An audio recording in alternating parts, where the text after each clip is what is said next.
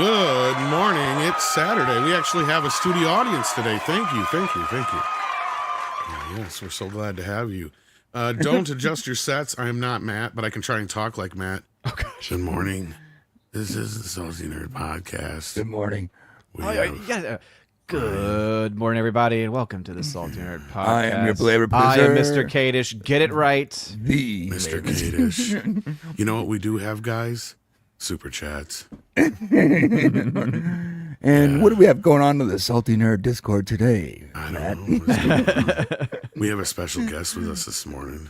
And Dutch is like, Bleeding Fool. God damn it, I don't know what we have going on today. I haven't even looked at it in 2 weeks. It's Chris Brawley.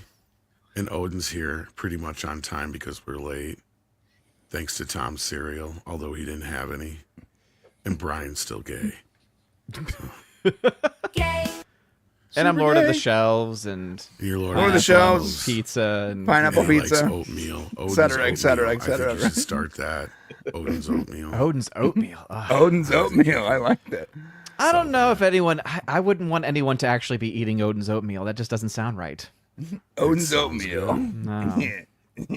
I You think know what? I'm making ready that a for shirt. this. That's a new shirt on my My body website. is Odin's ready for oatmeal. Odin's oatmeal. I'm actually making a note of that right now. That's And the going three on the people that website. buy it are going on a list, and that I'm list gonna is rub it all over my do not knees. interact with You'd be these people. surprised. There's gonna be a lot of Okay. people that buy it. I'm done doing Matt. I can't talk like that for so long. That's just how does he keep that low energy? That's high energy, man. No. You have to understand, okay? Our high energy is not his high energy. That I'm is just kinda his like- high energy.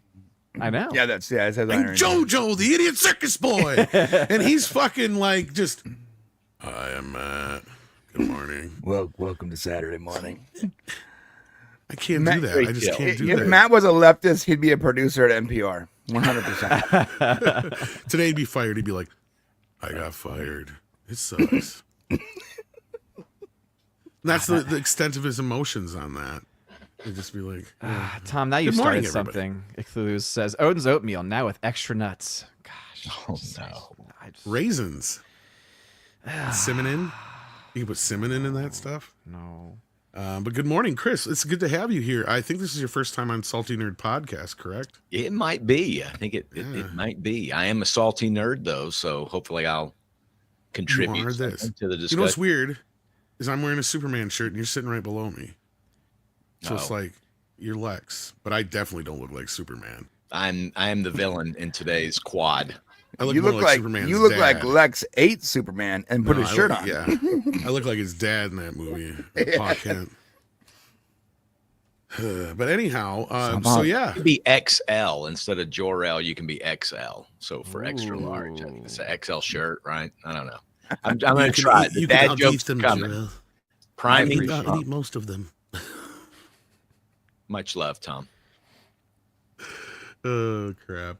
All right, so let's get into the program here. Let's say hello to the folks out there. We've got a few member chats to kick things off, including Major Chai Chai, who gifted 5 Salty Nerd Podcast memberships. What's up? I can't bring it up on the screen, I got but it. Brian I can if he got wants it. to. I got it. There it goes. Yeah. There you go. And then we got Goran Faith. Thank False. you for what? Sorry, I Oh, it his is name false. False. You're right. Correct. Yes. Sorry about that. Okay. Then that was a gifted membership. And we also have Eric Winberg, who also gifted a membership. Thank you for that, Eric. I recognize that name. Hey, you we got you got to make sure to say what our goal here is. So that's what Matt always does. Is there a goal? It's already Our been goal- reached. It's already been reached, guys. Our goal there you is go. 150 new memberships. Wow. We're getting close, guys. I think Matt's trying to start a cult. I'm at that point. And then we got Jeremy Hembry in the house. How you doing, Jeremiah Hembry? It says, fantastic gynecology. First steps dropped 80% on Friday. That's bad. Well, to be clear on that, Odin, do you want to Yes. kind So, of so this is something that, explain that one? I mean, I've run with this too, by the way, because it is like, it's still a pretty sizable number for a Friday Yes. to Friday drop. However, it is very typical for most big budget films like that have big opening weekends to drop that much, because remember, that's including Thursday's premiere numbers. That's the Thursday, Friday premiere numbers from last week compared to just Friday this week. So that's why it's 80%. Again, that is high, but it's actually kind of normal. That's why it is right now projected to actually drop 66% for the weekend, which is not good, by the way, but it's not going to be 80%. I can say that much. So how much different is that than Superman's Friday to Friday? So for Friday to Friday Superman, it's a little trickier because they had the Prime viewing. Yeah. Well, they did kind of have similar showings for this too. That was my understanding. Is it's pretty much almost 1-for-1 in their comparisons. Yeah. The only big difference I think was Superman. I think because it dropped 53% on its second weekend, and that's not going to be anything that Fantastic Four. Well, yeah, that I know. I was just curious what the difference in the Friday to Friday was, because would it be a similar 15% difference or so? Let me pull up my. You have the winning shirt on, Tom. Today. I try. No, I think the winning movie this weekend, regardless of it maybe coming in at second or third place, is probably going to be Naked Gun. Okay. Considering because I said the other day, I think if it makes 15 million this weekend, that's a win for Paramount. Yeah. Being an R-rated, is it R-rated?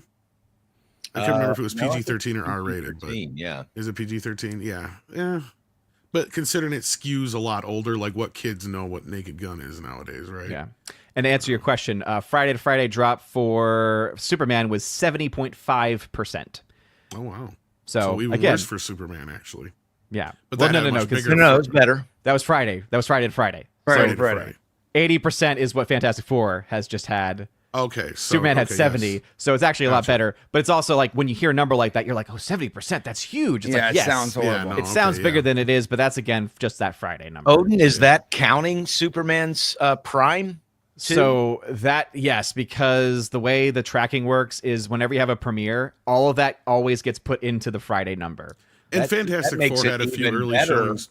I mean, it's already a better number, but that makes it even better because there was no Prime early viewing for Fantastic Four. To be fair, there was a few other early fan screenings, but I don't know how different of FF or Superman for Fantastic Four. But, okay, I didn't know that. I don't know if it was to the extent of the Amazon one where it was all at one time. Yeah, I have a lot of friends that saw it like 3 days before it came out. But so we'll see how this second weekend rolls for Fantastic Four. But we also have Jillian H here, who gifted 5 more memberships. Thank you for that. Let's go. Appreciate that. We're getting close. And JPS has become a new member. Yes. On their own. All right, we're on the way. They got upset they didn't get a gift, so they're like, "F it, I'm just going to buy one." Now, Tom, where are the other salty nerds this week? They are off. Already? I think they're in my closet. I tied them up. I don't know. Honestly, I don't know where they're at. They're on some camping trip together in northern Minnesota. Yeah, they're hanging out in a tent. They're snoodling. Canoodling. Clear Lake? Is that what they call it now? Crystal Lake. Is that like canoeing and noodling at the same time? So you're canoodling? It's maybe the first time. See what you did there, Tom. It's maybe the first time that this channel has never had a single salty nerd on its panel on Saturday. That's true. Yeah, that's true. I mean, we've been, we've been here from the beginning, but we're not a salty nerd. We're not on the actual Salty Nerd podcast. No, we're just honored. We are the salty substitute nerds. Yes, we're not quite as salty. We're like the extended family. We're like sea salt. We're the healthier version of the salty nerds. We're in the text chain, but not on the text chain. If you know there you go. No, they're busy this weekend. Matt and Matt are, so we stepped in to help them out. Pretty much Brian and I. Should we hope that the viewership numbers are down then for their sake or up for our sake? They just better hope we don't burn the house down. Yeah. Yes. I was going to say, like, patients are running the asylum. We're hoping they're going to get demonetized. Yeah, basically, we're talking about the Epstein client list, everyone.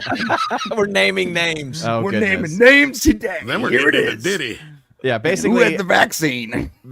So basically, Kadish had something going on, so he couldn't do the show, and then Dutch couldn't do the show either because he had something going on, or again, just personal stuff. And so because of that, we originally, or at least it was recommended, Mr. Kadish was going to cancel the show unless someone could host. And Tom, being the amazing person that he is, said, "No, I got this. I got this." Tom had just done a couple lines of coke, and he's like, "No, I'm gonna do it. I'm doing it. I'm stepping up. I got it." Yeah, no, like it's funny because there's been like this flip flop of weekends where they took one off. It's like, well, I could have been there and I couldn't make it the weekend before. Because you left early, that's right. I forgot about that. Yeah, and then I was there for like 30 minutes because they really wanted me to come in. And then so like this weekend, I'm like, I'm free this weekend and you're canceling it this weekend? Because I don't know if I'm going to be free next. You know, you're like, you're pushing it here, buddy. So I'm like, no, I'll be here. I'll show up. We'll do this thing. Not that there's a whole lot of news going on. This is kind of a slow week. Nothing's going on in eugenics at all. Oh goodness. Do you have good jeans, Tom? That's what I want to know. No, I wear sweatpants. Are you kidding? My fat ass couldn't get into jeans. Yeah. I don't wear jeans. They're coming off as soon as they Brian, can. you seem like I a wear guy. the jeans though that actually stretch. They look like jeans, but they're really just so kind of some sweats that look like a spandex jort combo. Yeah. They're basically spandex. You don't need a belt because they just expand Brian, like 3 feet. The problem with those is I get those and they don't expand anymore for me, so I gotta buy bigger ones. Yep. That's a rough time when they're like Mr. Fantastic in the movie. He reached his stretch limit, and I wish I could. Yeah, I'm more like the Bulk. Speaking of the Bulk, we've got some Marvel/Hulk news we're gonna get into here. We got John Yulden though sending in a super chat in the meantime for let's go $4.99. That's my buddy John. There you go, John. Says have a great show, guys. Just a reminder, we're doing a show tomorrow, him and I, on his channel, and a Stargate Watch Along, Stargate SG-1. We're on season 2, episode. I fucking forgot, dude. Is it episode 9? I forgot, but it's great. He's not gonna watch it. Yeah. He's just going to pretend he watched the show. Don't listen to Brian. Are there people out there that are watching podcasts that are going through the Kurtzman Star Trek content? No, because that would be torture. Yeah, okay. No, there are podcasts that do that, but I think all those podcasts exist solely in hell. We used to. They're hell-based sponsored podcasts. by Paramount. Yeah, and then we quit. And then we got Beast 808. Who says it's Bald is Beautiful Day? Blessing, gents. This is true, except for Brian. That's every day. I have a rich head of hair. He does have a rich head of hair. Oh, that's impressive, Brian. Good for you. I might be the only salty nerd on this panel that's a regular that has a full head of hair. Yeah. Because I could grow hair. As you can see, it's like he can grow it. He just I got it, but it's very light. It's it doesn't look good. My little brother has my the same balls hair are as totally mine. bald. So all the hair that would be on my balls is on my head instead. On that note, we got one more super chat, and then we'll get into the stories here. I'm confused. What podcast are we on? Wait a minute. Yeah, exactly. Cthulhu sends in a $5 super chat to say, Tom, when's the Midnight's Edge member stream? Want to argue with you and Naked Gun 2 and 3. Also glad you all alive after a while. Keep up the great work. Well, I'll have to rewatch 2 and 3. It's been forever. You were kind of dissing it when you read that, Tom. What was that? You were dissing it a little bit yesterday. What's that? Naked Gun 2 and 3. Yeah. I couldn't get through the second one. Oh. Yeah. Well, and I explained this, and this is where I said this newest sequel is probably the best movie since the first one. Yes. Because it also there's a lot to get into that, but I'm not as big as a fan of the Naked Gun movies as I am the Police Squad TV show. See, because the Police Squad TV show actually feels like it's in the same universe as Airplane, where everybody's in on the joke, right? Everybody's just as dumb as Frank. But in the movie, prefer Airplane too. Yeah. Yeah, in the movie, what they did is they plucked that those characters and put them in our universe. So like they're dumb, but the rest of the world is normal. Like, and it just in this movie, it feels like they got more of a half and half kind of thing to it, and it feels more like they're leaning more back into the Airplane thing, where at least in Airplane, everybody's in on the joke, right? Like that was kind of the whole thing. Same thing with the original Police Squad show. But it's been years since I've watched Naked Gun 2 and 3. The first one's great though, but I think the first one is just like a greatest hits of the show though. Yeah. Police Squad is the superior product. Oh, by far. Yeah. Because it works because that's the whole thing is Naked Gun is making fun of a police procedural. So that's why the show worked so well, because it's actually making fun of the whole police procedurals. Like they never even did like the freeze frame on the movie. It's like, how do you not do one of the best jokes from the show in the movie? Good point. Yeah. For those who don't know, at the end of every show, they would do a freeze frame with and then like somebody would always screw it up, right? Or like they would have the bad guy who tried to get away and he couldn't get out of the TV frame, like stuff like that. And that's something that they actually did in the movie, right? In the remake, in the recent one. New movie? Sort of. They're leaning more into that than the Naked Gun movies were, but. Yeah, okay. I've been trying to get Andre to get a member stream going but he's been busy with some family stuff, so we'll hopefully get to that very, very soon. And I think with that, other than we got DeBeast808, who is a new member, and thank you for that, DeBeast. And Kalekioku says, Tom, where's Culture? He's a substitute nerd too. Well, if he pops in the chat, I'll definitely send him a link. But for now, I think we've got our gentleman here to take on the news of the week. And to start things off, what do you say we get on to some boobs? Oh, boy. Yeah, boobs. I like boobs. So Odin is going to hide while we talk. Odin likes boobs too. I'm working on my rosaries, so I got. We're good. We're good. But this is America, and this is America right here. America. Germany. America loves boobs. America loves boobs. Actually, it's an eagle, and everyone knows that the eagle is representative of something. Correct. So if we can get this super chat off the screen here, we're talking about Sydney Sweeny, of course, being. Oh, my bad. Wrong button. It's all right. He's producing. He's doing all the work, all the grunt work here. Yeah. All right. So what's going on here? Well, American Eagle dropped this ad campaign. What was it? Late last week or earlier last week? Mm-hmm. And it's taken the internet by storm. Some folks, and this is what's weird, is it's like there's a division on both sides of the equation. You have the left going, oh my gosh, she's not fat, trans, black enough, Blasian enough, whatever. Yeah. And then you got the conservative right, like Odin over here going, oh, that's too much boob. See, and again, there might be a concern. Yeah. I would call myself just a traditional Catholic, and so it's more of a I don't like. You're just oh my gosh when you see it. You're not like freaking out. Well, it's more of like the reaction to it actually, because it's a commercial. It is what it is, and only one of them, in my opinion, gets like really. I think just for me, it's like we shouldn't be doing this, because again. What we're doing right now, we're literally objectifying a person. That's my issue with it. It's more of a moral problem. Well, I mean, she objectified herself. No. Again, I'm not. She's objectively getting paid like a muff. Okay, let's be real. That's why I'm not going to take because there's people making the political argument against it, which I think is ridiculous. It's like if you're taking a moral stance and you're consistent in that moral stance, that's one thing, but that's not where these people are. Right, these are the same people that, as you just mentioned, are pushing for children to be able to mutilate themselves and everything like that. So there's no moral equivalency with the group that's going against it politically. But I think if anyone's coming at it from a moral lens, that's like the one negative take that I'm willing to accept on it, really. Because one, it's my own position, but also at least it makes sense. To be fair, she's not saying spread your genes, right? So she's not like encouraging. Infidelity or anything like that. So, I mean, that to be fair, I mean, there's that aspect of it. Well, I mean, look, Sydney's got good genes. And I mean, I believe that. And everyone on Earth up until about 10 minutes ago understood that. We didn't really have to be reminded of it. It's just a clever marketing scheme. I totally take Odin's point that it's sort of like it is a throwback to appreciating beauty, but it's also a throwback to when the Carl's Jr. ads or whatever, or even the 90s.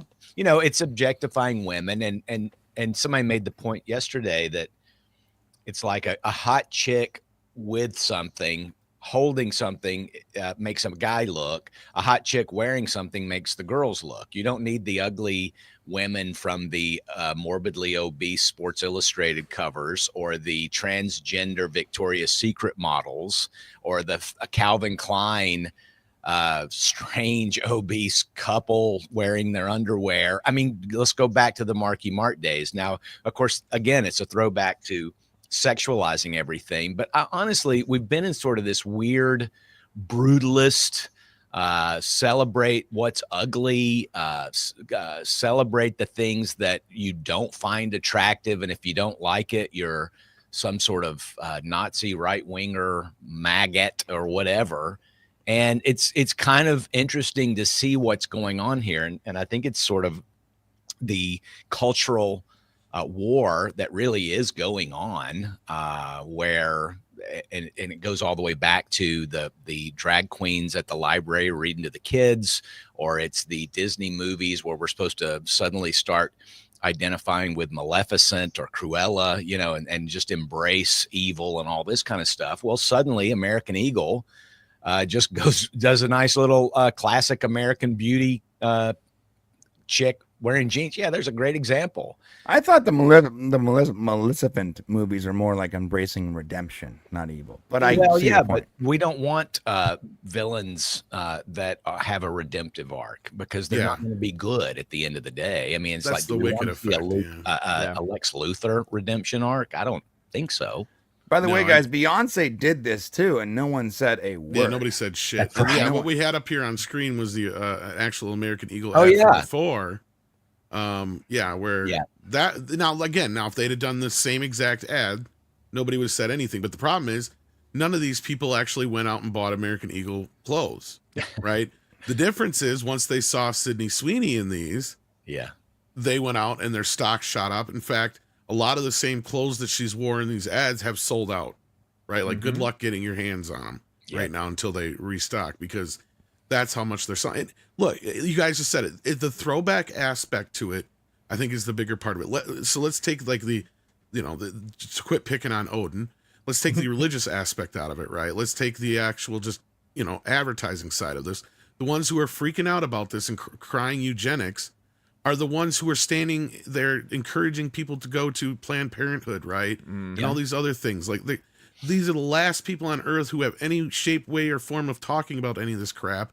And then they throw these other words out there just to try and make people freak out, right? Like, you know what? Yeah. You've played the Yahtzee card so hard in the last 5 to 10 years that when people hear it anymore, you're the boy who cried wolf. We don't believe you anymore. So look, you could literally go back in time, bring Hitler, set him down in front of me and go, here, see, it's a literal Nazi. And it's like, I don't fucking believe you. I don't believe. How do you know? Yeah. You're like, it's literally Hitler. It's like, you've said that about everybody. How do I know that's literally Hitler? Because you've said it's literally Hitler 500 fucking times now. Yeah. Right. So that's where we're at. So, like, at this point, it's like, okay, so that's the stupidest argument to be made. At the end of the day, it just tells me that maybe we're healing a little bit. Maybe things are getting back to normal. Because that was like advertising 101 when I was in broadcast school, was that women like to see beautiful women doing things because then they think that would be beautiful. If I buy that shampoo will make me that beautiful woman, right? That's why beautiful women are in car and beer commercials, because men see that car or that beer and they go, oh, if I have that woman will want me too, right? Like, that's the mentality that advertisers go in with. That's advertising 101. Or when they see Sydney Sweeny in a bathtub and they go, I can buy the bathtub bathwater soap. Yep. Yeah, that was last month. It's ridiculous. But I take your point, Tom, on the eugenics angle, which I really thought was extra ridiculous. I mean, even Stephen Colbert, who is no friend of Christians or right-wingers or anybody that appreciated this ad, called it out for its ridiculousness. But you mentioned Planned Parenthood, and we all know Margaret Sanger is sort of the founder of Planned Parenthood, and it was founded for eugenics. That's what it was founded for. Yeah. And all the people who, MSNBC called this some sort of cultural shift towards whiteness or whatever, and eugenics and racism.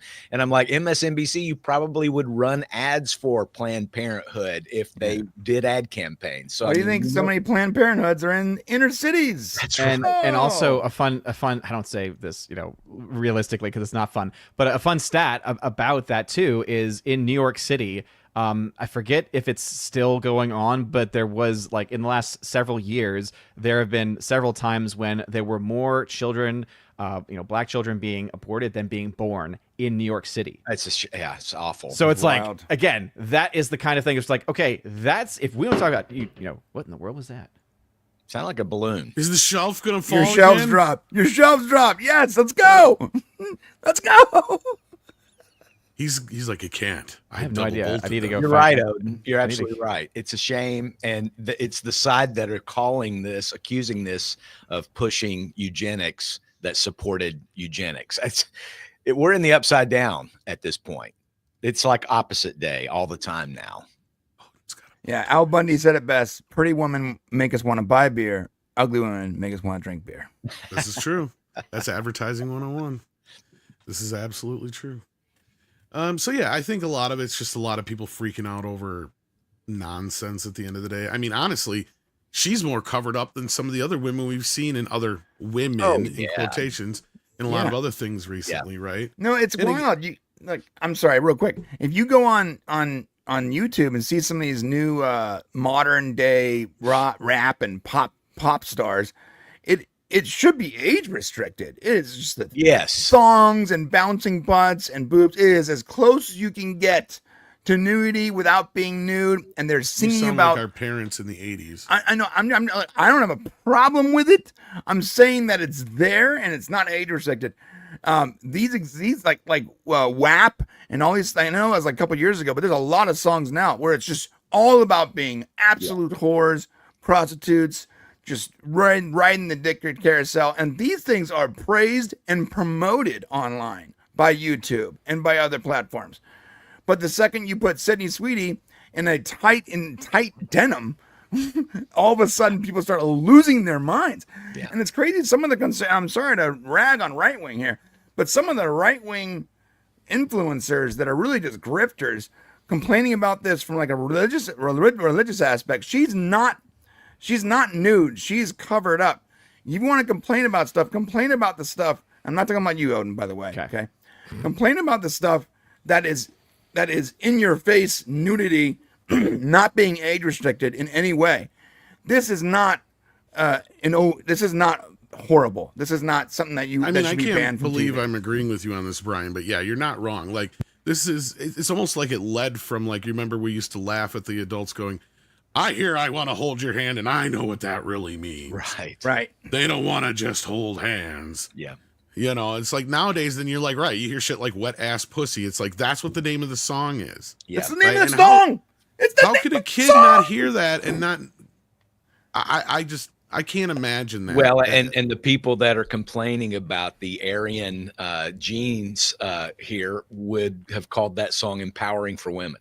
No, and they do. They actually do call it that. I know. I've heard it, but there is a trap here, right? So, and Odin really points that out because not to get too puritanical. I mean, I'm a believer as well, but it is sort of causing those of us on the right to sit and, clap like seals and applaud more objectification of women, right? Which Sydney Sweeny clearly represents, but she's also not a terrible actress, and she's just leaning into her good genes, her assets. She's cashing in now while she can. Hopefully she won't do the heel turn that suddenly Scarlett Johansson is doing, where she said, oh, when I was younger, I was doing all this. I was being objectified on film all the time. Well, What I like about Sydney is that she is a free speech person. She doesn't take everything too seriously. Yeah. She really leans into her audience. She reminds me of actors, and celebrities from like the early 2000s, late 90s, where they just go, "Hey, this is what I'm doing. I'm not saying it's special. I'm not saying I'm a feminist. I'm acting. I'm entertaining." I like that about her. She just entertains. Have you seen the footage of her out on a shooting range? First time she went to shooting range. Oh yeah. Oh my God. See, that to me was more impressive. Like that to me was like 100%. This is what should be praised right here. That should have caused meltdowns. I'm surprised it didn't. But she's also defended. Somebody commented on a family or friend that was a Trump supporter, and she defended that. Mm-hmm. So I mean, she's already sort of torqued the left a little bit. I was going to say, let's be real. What is this really about? This is politics. If she was an ally, they wouldn't be saying anything. Exactly right. If it was the same ad, if it was the same ad with a trans person, yeah, same shots, 100%. Same everything, literally, no one the left would not be complaining about this. They'd be praising it. I'd be applauding it, but as they said with the fat black chick, they didn't go out and buy the clothes. Yep. But here's my point: is it could be the same exact ad if it was an ally, Odin, even if it was a white chick. Not trans, but a white chick, as long as it was somebody, and that's the thing, because that's the number one thing here we're kind of dancing around.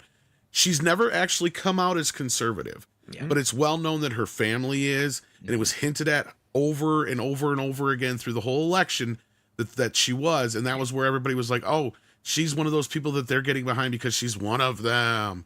And that's what this is really all about. Let's be real. It's not about it's not that it's Sydney Sweeny doing it so much as it's what Sydney Sweeny represents, right? And from the beginning, from this whole idea of her becoming this big, huge thing that she has become, because I can't quite call her a star yet because she hasn't quite proven that out in the box office, as I'm sure you'll tell everybody, Odin. Mm-hmm. But what she is like an icon now, right? Like she's become this status symbol for this idea that we need to kind of get back to normal, right? Because she represents this, kind of girl next door, 90s kind of woman mentality kind of thing that they hate. Mm-hmm. And they hate it with a passion because it's a woman who's healthy and she, represents, just She basic shoots guns, works on cars.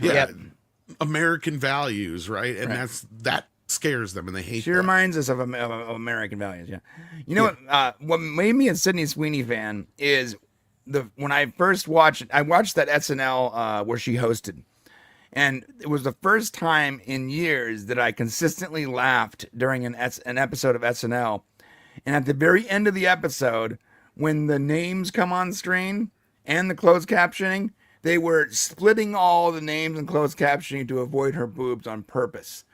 And I was just laughing because it reminded me of the way SNL was in the 90s before it became a part of the left-wing media, another business that just promoted left-wing ideals. And I'm not saying that, I know Odin doesn't like the promiscuity part of it, but it was funny that the closed captioning person on SNL was purposely avoiding her boobs as the joke. That is pure SNL, or 90s style SNL. That would not have, you would not see that if Scarlett Johansson was hosting SNL. They wouldn't do it. But you can do it with Sydney Sweeny. She didn't mind. Well, also, like with the ScarJo thing, because it was brought up earlier. Like two things can also be true at once, right? Because I will be critical of things like that just because of the objectification aspect of it. And again, people will say it's like, well, it's not like she's naked. It's not like she's just like, yeah, but you're still looking at her as an object. You're still looking at her as as a piece of meat for your own, objectification. To be fair, you're not wrong. But at the same time, I'm also saying that if you are someone like ScarJo, and then you're saying, oh yeah, when I was younger, I was objectified and I was used, and I'm like, no, you can't play victim. So it's like I'm also going to be on that side where it's like, no, you can't play victim when you were making these choices to do those things. I don't think that people should have objectified you because, again, I have an issue with that just morally speaking, but you also can't play victim for something that you yourself chose to do. Like took advantage of and profited exactly. From.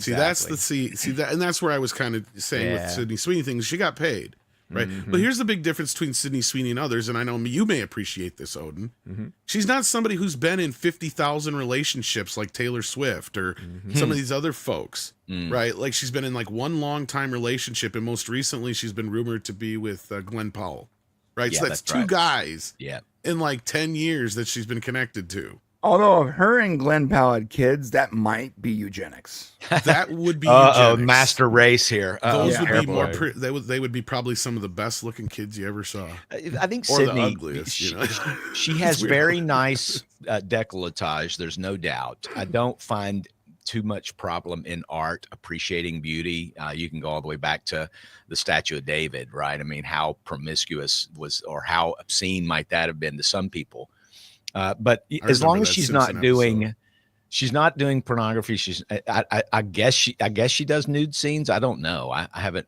Yeah, but not. She does topless scenes. Oh yeah, my wife and I tried to watch White Lotus, and by about 2/3 or halfway into the first episode, when we have to look at that guy's crotch shot, we tapped out immediately. I hated White Lotus. There were I saw clips of it that seemed to support my faith later on Breitbart I was looking at, so I thought, well, this might be okay to check out, and no, we're out of that. So I mean I totally get it, but I do defend American Eagle for just saying, hey, we're going to put a pretty girl in an ad and sell some jeans. Go for it. Yeah, it's not that hard. Pretty girl on an ad, guys. That's all they did. I mean, not racist. We're not making a statement. It's very simple. Yeah. Right. If the alternative is Dylan Mulvaney selling Bud Light, I'm definitely down with Sydney Sweeny selling jeans. Right.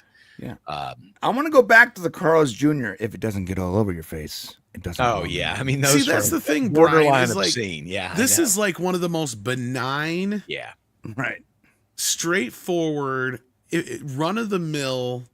And that's the thing I find hilarious about this, because American Eagle is not like this company that most people have ever mentioned, right? Like Yeah. Levi is more like I mean, even for women, like I could.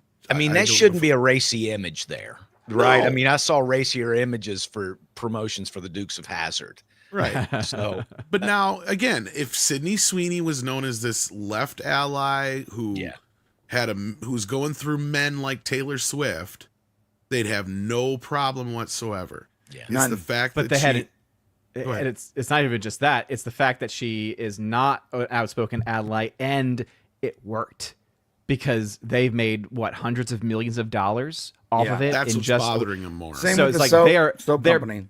they're bothered by it because they've been trying to paint this picture. They've been trying to basically control the narrative. They've been trying to change the minds and hearts, right? They've been trying to basically indoctrinate the world into their worldview, and they overplayed their hand. I think COVID honestly was what really unveiled it for a lot of people. Like a lot of normie people finally woke up and said, oh gosh, I didn't even realize how crazy things had gotten, because they actually got to listen in to what teachers were talking about in their schools. Like that's where a lot of that stuff came up, right? Was the Zoom calls, Zoom classes, right? People really good finally point. woke up. Like that was the overstepping. And so this is just that reminder that no, guess what? All that stuff you just tried and how much it failed, it took one commercial doing one thing the old way to prove that still works, and everything you've just built up is worthless. You have a good point there on COVID. Like COVID was actually good for the culture because it got to a lot of normies who weren't paying attention,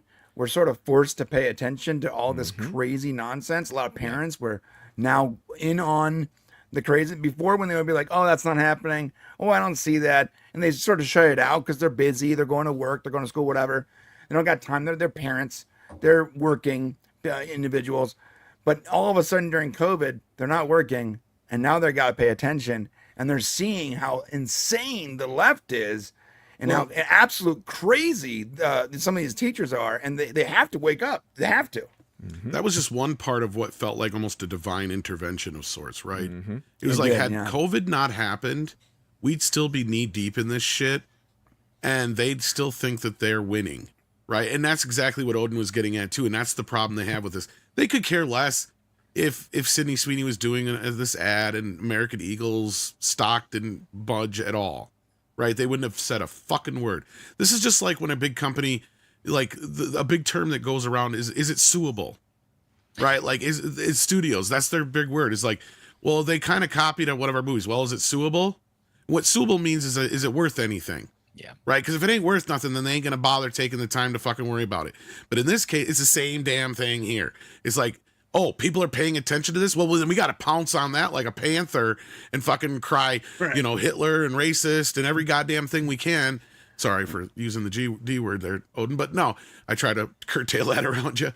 But like, yeah, I mean, in this conversation, it is kind of important because at the end of the day, it's those American values, those kind of like throwback values, which is kind of funny because if you've seen The Naked Gun, this is kind of what the bad guy's trying to do. Is get the world back to kind of square one again. But like, yeah, it's just kind of where the way that people reacted to it, and their stock jump is better than they've ever done before. And what I compared this to, because the funny thing is they're making fun of, or they're satirizing, or they're homaging the original what's her face from Blue Lagoon, help me out here, Brooke Shields. They're doing the original Brooke Shields Calvin Klein ad. And what I've found is funny is even though they're satirizing or homaging that ad, the one that this reminds me of is when they brought Marky Mark and Kate Moss in the 90s and saved Calvin Klein. Because Calvin Klein was on the brink of bankruptcy because no one was paying $100 for their underwear, right? Like the biggest thing they had was that Brooke Shields thing and the joke in Back to the Future. Otherwise, nobody was buying that crap until those ads came about and they saved the company. It's kind of the same thing here. Like nobody was talking about American Eagle. Like last time I was at American Eagle outlet, I think I bought like a cheap leather jacket because it was like one of the sleeves was an inch longer than the other. Right, like that's the kind of place American Eagle Outlet was before. You know what I mean? They're just a cheap clothing brand that was like lower on the totem pole than J.C. Penney at some points. Like, and now all of a sudden, they're selling out. Right, like everybody wants those specific pants. Right, like specifically like the ones that she had with the butterfly on the butt. Those are gone. Like and all that kind of stuff. They're like, see, there you go. And it was 16 the other day. It was up. I think it was. Yeah, it was up to almost 16. But before the ad campaign, it was below 8, bro. It was low. And the reason why, because this is something that we have to always remember, the reason why they were so vocal, why the mob came out so badly against it, it was not only because of how successful it was and because it is just everything that they are against as activists themselves. It's also because they wanted to try to destroy it, destroy her, destroy American Eagle, everything about it, have them bow, have them seek an apology, because if they were able to do that, guess what? That would mean that they would then, in their own minds, be safe from anyone trying to do it in the future. But the fact that it has been successful, the fact that they haven't backed down, this is now giving the green light to other companies to say, hey, we can actually do this now, or we can do this again, because guess what? That's money on the table that you're just leaving there. And though a lot of companies have been taken over by activists, not all of them have. So I think that you're probably going to see a lot more ads, not necessarily like this, right? You might even have some of them try to even hire Sydney Sweeny or someone like Sydney Sweeny for all we know. But it's going to be, I think, something that's like a return to how commercials used to be. And that is something that, again, I think is probably going to be very successful for them. I think it's because it's a trend too. So like one might be luck, two, coincidence, three is a trend.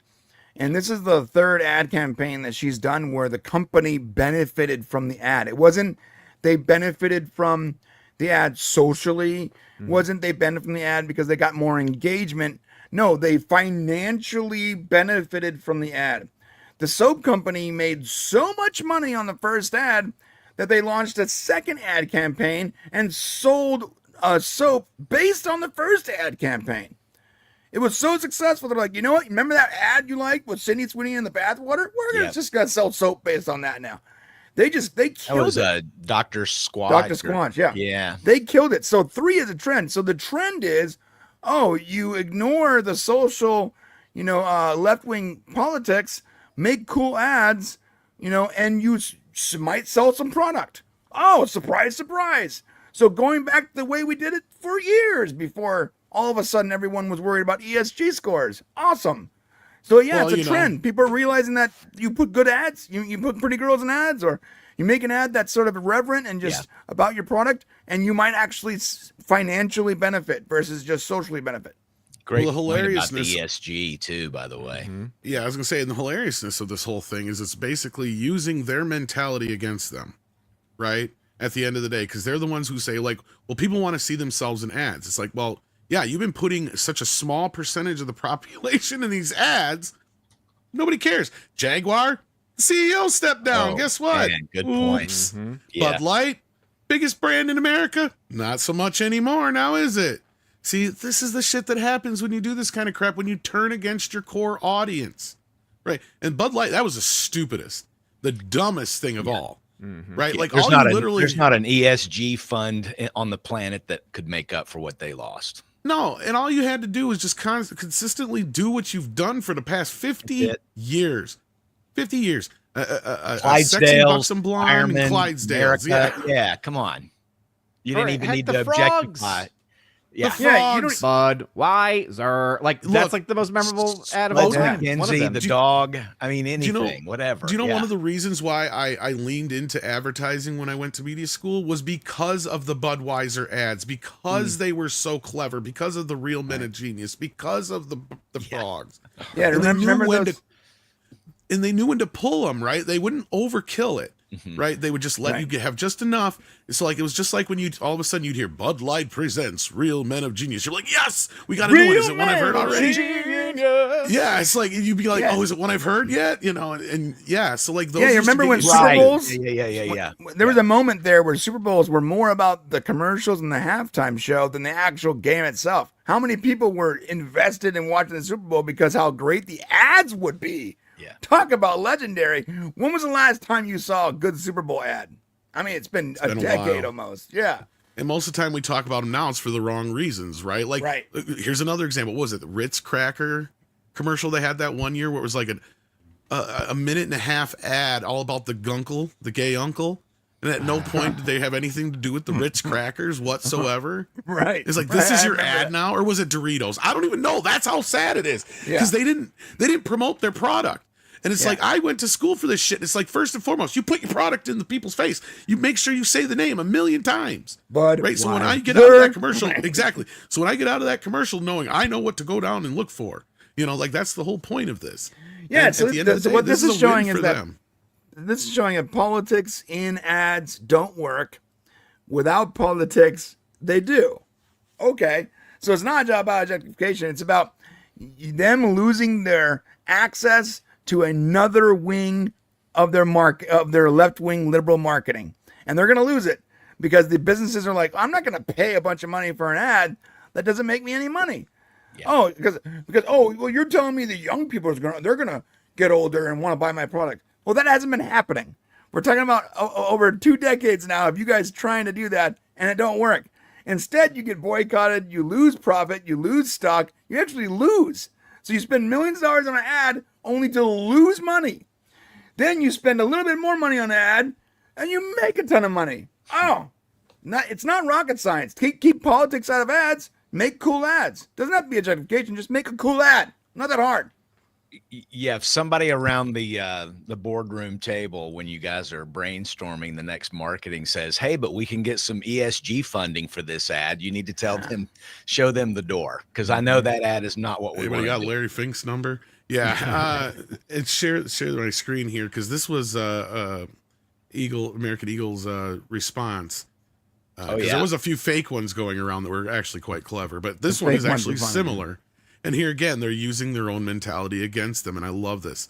So what we're looking at here on the screen for those who are just listening in says Sydney Sweeny has great genes, and always was about genes. Her genes, her story.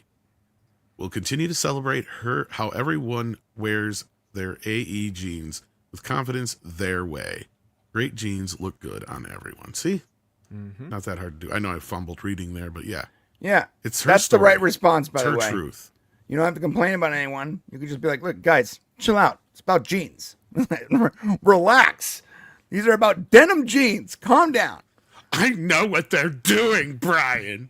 And meanwhile, I can see every it. time they talk, every time she shows up, the stock price bumps up a little bit. And it did take a drop after the whole controversy because retail investors are nervous. They see a raise and they freak out and they go, oh, they might trip, and they leave. But that stock is going to recover. And over time, their stock price is going to be higher because of this one ad. Not only is their stock price going to be higher, but they sold an insane amount of clothing. And that's the point of an ad, to sell product, not to increase your social awareness. That's right. And it got so much attention that I'm honestly interested to see whatever Sydney Sweeney's next movie is, how well it does, because again, as Tom had mentioned, like, she really isn't a star by the standard that many of us would like define or quantify, but we absolutely do have some at least initial evidence that her with certain combinations in certain kinds of movies do sell, right? Because she was in that oh my goodness, I'm forgetting the name of it, but she was in that one movie either last year or the year before where it made a boatload of money. And Yeah, the one that was out at the same time as her other one, wasn't it? It was with her and that other guy that you had mentioned, Glenn Powell. Glenn Powell, right? So it was like her and the Glenn Powell movie, but it's like, guess what? Two attractive people as a couple in a movie, in a romantic film. Guess what? That's going to bring out a lot of the female audience. It's going to bring out a lot of the couples for date night. And so if she's able to kind of like, she seems like she's got a good head on her shoulders in many regards. I think that if she starts to take on those roles a bit more, like, imagine if she had a movie coming out this weekend. Yeah. I think it'd be doing gangbusters because the timing would just be so perfect. Now, Dude, that who movie knows? was a romantic comedy, and there was nothing political or social or woke in it whatsoever. It was just a classic, romantic comedy. And Glenn Powell is funny, and she was cute, and it didn't have to be that complicated. That's why that movie did well. It wasn't complicated. Yeah, and that kind of and to kind of get us off this and move on to other things. That's kind of why I think movies like Naked Gun and Happy Gilmore There you go. have been doing well. And Yeah, it's a we're gonna talk a return little bit to about irreverent humor, right? yeah, but let's. Well, we do have some super chats to get through, as our good buddy Matt would say. So let's see here where we. I know left he would off. say, but you know what's even cooler? Yeah, I know. Super I chats. Chats, I yeah. almost was going to do something like that, but anyhow. We got Mikey coming in here. How you doing, Mikey? Sends in $9.99. Says, "What up, nerds? I'm out on the range training with Mexican Iron Kid. So at age 12, he's prepared for attacks by aliens, zombies, or them Democrats. Yes, Sweeny has a safe space at my place. I'm sure she does. Oh, that's good news. I know she'd It be is. pleased. Oh, Yeah. goodness. And then we got Paulie over at Latino Slant coming in here. He says, Tom is from the masturbator race. Hey. Oh, Hey. And there then were a Mexican- lot of funny movie titles. Grok was going overboard making Sydney Sweeny movie stills for things like The Master Racer, the Rise and Fall of the Third Bike. You know, all these Aryan Nazi type titles for her My starring. in. favorite one of all the freakouts, though, was her initials are SS. SS. Oh no. It's like, are you kidding me? Are we getting to that point here, kids? Man, could you Like, imagine the complex machinations of the ad agency that said, we want an Aryan Nation eugenics promoting ad campaign for our jeans. Who should we hire? Sydney Sweeney's initials are SS. Bam, call our agent. You know what audience really Yeah. buys jeans? Those Yeah. neo-Nazis. They buy a Yeah. lot of jeans, I Neo-Nazis. tell you. Yeah. They buy a Oh, lot of man, come on. jeans. That's an You know what? untapped I think market. I got an idea for Chips Ahoy with Hitler as the as his campaign manager, just like out there. Nine. Cookies. Yes, bicycle cookies. They have more chips. No. Anyway, I didn't realize Mike's that Herman gonna- Cain was a Nazi because he had the 999 plan. Oh, Yeah. 999. He's a gunfighter. Mikey Or also- a Nazi Oreo commercial where the instead of brown they're just white chips with white frosting. white in the middle with black. What on if the she had a outside. brown shirt on underneath her jean jacket? Or all white Oreos? That would be. There you go. Like no chocolate whatsoever. But vanilla on vanilla on vanilla. Vanilla on vanilla on vanilla. Mikey is in the house again with a member chat and says, Tom using no words too much. So I'm going to tattle on him and to Mr. Kadish. Busted, Tom. Well, it's just, honestly, I think Matt has a potty mouth too sometimes. Matt does have a potty mouth. You know. He has a little potty mouth. But anyhow, speaking of potty mouths, ribbity-doo, let's talk about Adam Sandler and how Netflix is the big winner really last week. It wasn't the Fantastic Four or anything at the theaters. My gosh, did you guys see the numbers on Happy Gilmore 2? 46.7 million views Wow. in one weekend. Their biggest premiere ever. I mean, yeah, Odin, kind of give us a perspective on this, because of course, I'm sure a large portion of these people wouldn't have went out to see it in theaters anyway. But even if a fraction went and bought tickets, that would have gave Fantastic Four a run for its money, wouldn't you say? Well, I mean, if you're using some Zack Snyder math, that's Zack a Snyder billion. math that made more money. That's a than any billion dollar ever. movie. That's That's most, a $1 billion movie. Yeah, that's easily a $1 billion Opening That's movie. a $7 weekend. billion movie right there. And No, but honest- like we even took like a fraction of it, and it's like, gosh, that would be 100 million. Would be if like a tenth of that went to see it or whatever it was. But yeah, go ahead. You were talking about that. Like the first one did $40 million. The first Happy Gilmore did. They would take 5% of the viewership of this Netflix movie. They would have made 80 million at the theaters. It's crazy. But anyway, do you think that's something that's possible, Odin, or do you think that's just kind of fuzzy math? in it? that this would do. Yeah, I mean, it's always tougher. It's never going to be equal, because just because you're able to watch it on streaming, you have Netflix, it's on, it's being promoted, it's like on your queue. That does not mean that you would then also have the same willpower or desire to spend X amount at the theater to go see it there, right? So that's why, when Zack Snyder made that comment, it was like, okay, this is the dumbest thing ever, because that's not how any of this actually works. You can't actually make that equivocation. But I was trying to look up to see, okay, where does this actually compare to Zack Snyder's Rebel Moon, which I was looking at this article from The Wrap, which says rises to 34 million views on Netflix in post-Christmas second week of release. So in 2 weeks, it got to 34 million. Rebel Moon did, and obviously Happy Gilmore is destroying that number there. But no, there's no equivalency between those two things. Now, I think it would have done decent. I think it would have done 15, 25 million maybe, right? It would have done maybe Naked Gun numbers, maybe even more for all we know. Yeah, I think a little better, but yeah. Yeah. It's hard. It's really hard to kind of, quantify it in that way, because it was made for streaming. And that's, his deal with Netflix. I don't know how long his deal has left, or what the deal is, or how long it's, because he's been, how many years now has he been with this deal? He renewed it. Years. He renewed it recently. Yeah. So it's amazing. Second one. Yeah. Again, it's kind of amazing that he has been doing it this long, and that he has put out maybe 1 or 2 movies that people would say on Netflix were actually like worth watching. This is one of them. So well, that's the thing. There's a lot of movies on. He's done a lot of movies though that I think people keep coming back to. So I think he has Netflix like the is Jennifer less. Aniston ones. I think that did. The murder mysteries are fun. I actually like those movies a lot. Yeah. I think the people, the deal that Netflix made with them is beneficial to them, because they keep coming back. They stick around for the Adam Sandler stuff. Like he's a staple now. We were kind of talking about this yesterday. I feel like a great idea would have been for Netflix to maybe put this in theaters, and at the end, before the final after credit scene or whatever, have a QR code and say, hey, half off or a free month of Netflix, scan this now. And they could have bumped their numbers. The question was, is this causing Netflix to grow their subscribers having these Adam Sandler movies?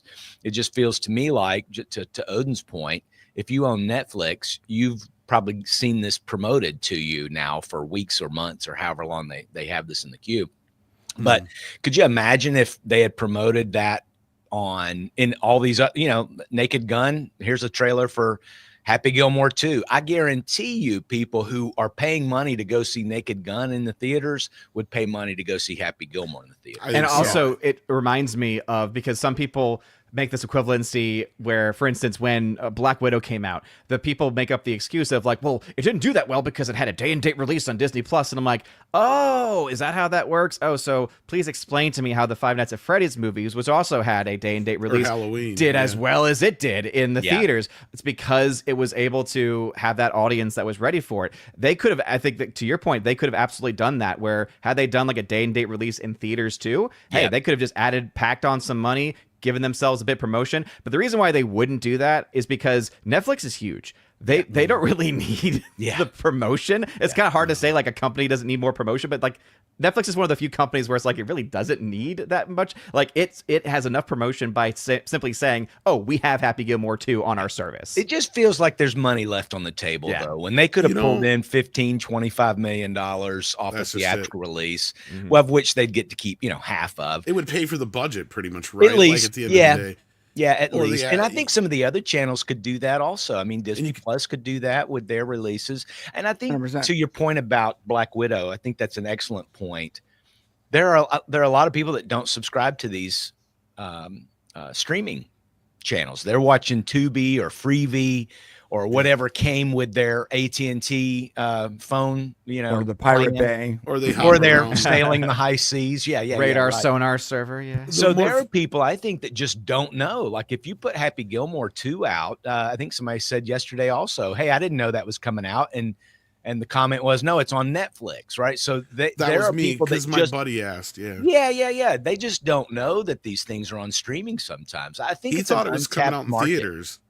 And, this is the first time I've ever seen a streaming movie get like promotional stuff for like a fast food restaurant. And these sold out the first weekend where I'm at. I don't know if you guys can still get them anymore.